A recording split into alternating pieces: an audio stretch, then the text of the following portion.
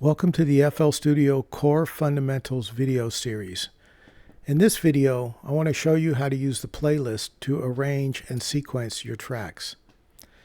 Now, we saw the channel rack earlier, and we saw how you can create patterns to actually put some kind of musical data into a pattern and listen to it.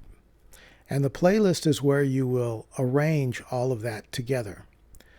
What I'm going to do is, on the playlist window, which is right here, I'm going to maximize it by double-clicking on the title bar. That'll make it fill up all the workspace other than this side browser here, which we're going to talk about later. But otherwise, what you see is the playlist.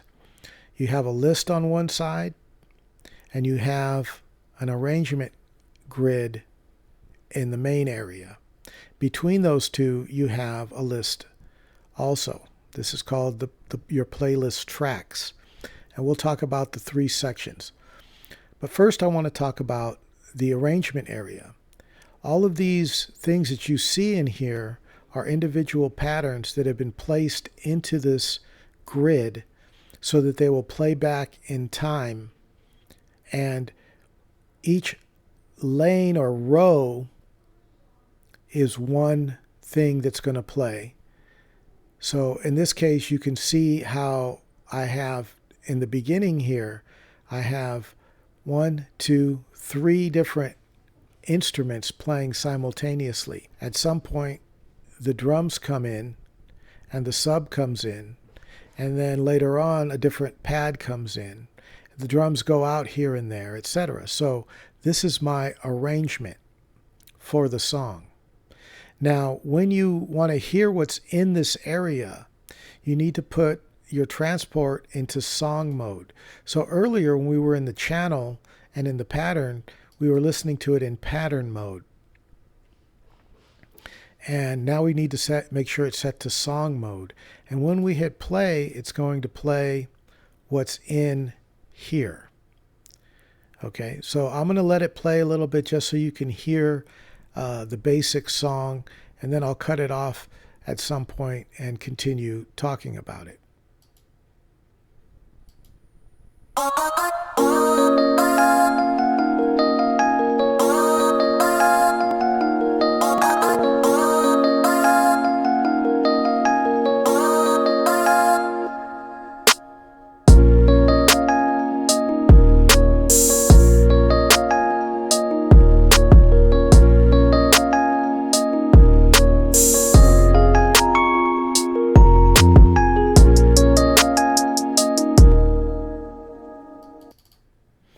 Okay, so there you could hear how it plays from left to right at the tempo that I have set, and then it plays the patterns together as I've laid them out. So this is called an arrangement, and this is what you can do with your patterns to put them in order. And this is one of the reasons why in the earlier video I suggested you put your musical parts into individual patterns so that you can drag them over from the list and place them however you need them to be. In this list on the side, this is called the picker panel, and you can see right now it's showing me all of my patterns. So if I wanted to add a pattern to play, I can just drag it over and place it anywhere in the timeline that I want it to play. Once I've placed it, anytime I left click again, it draws the same pattern that I was last working with. If I want to delete it, I can right click and remove the pattern. This picker list will show you your patterns as you see, and above the picker list are these 3 buttons. The first one, which is highlighted, is the patterns. If I click on the one next to it that looks like an audio waveform, it shows me my audio. And if I click on the one next to that, which looks like a line with 2 dots on either side, it shows me my automation.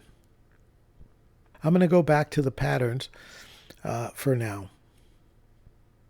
Now, in between the picker and the arrangement area, you have this column here. And this column is called the playlist tracks area. And basically, this area can be set to be either just a track, like for example, where it says track 8, this is a generic track. There's nothing linked to it, but I could use that to put something in there if I wanted to. Some of these have names. And the ones that have names may also be linked to various channels that we saw previously in the channel rack. For example, this one here called Piano Mellow, if you notice, I've put all my piano parts in this lane, in this row. And if I double click here on Piano Mellow, it brings up the same piano instrument that we saw in the previous video. So it's an easy way for me to access some of my instruments that I'm working with if needed. Maybe I need to set the reverb on it, or I need to adjust the volume or something like that. I can bring them up from this track area. And these can be assigned and linked to different things, such as an audio clip or an instrument. We're not going to cover how to do that. That's for a future video. But I want you to be aware of this section. So the three important sections are the picker panel, the playlist tracks, and the arrangement area. If you wanted to bring up this window, the shortcut key is F5 on the keyboard. You could also go to View, Playlist, and you could also click on the shortcut button on the toolbar. If the window is open already and you do any one of those three methods, it will close the window, it will hide the window, and you can simply enable it again by clicking or pressing the appropriate key.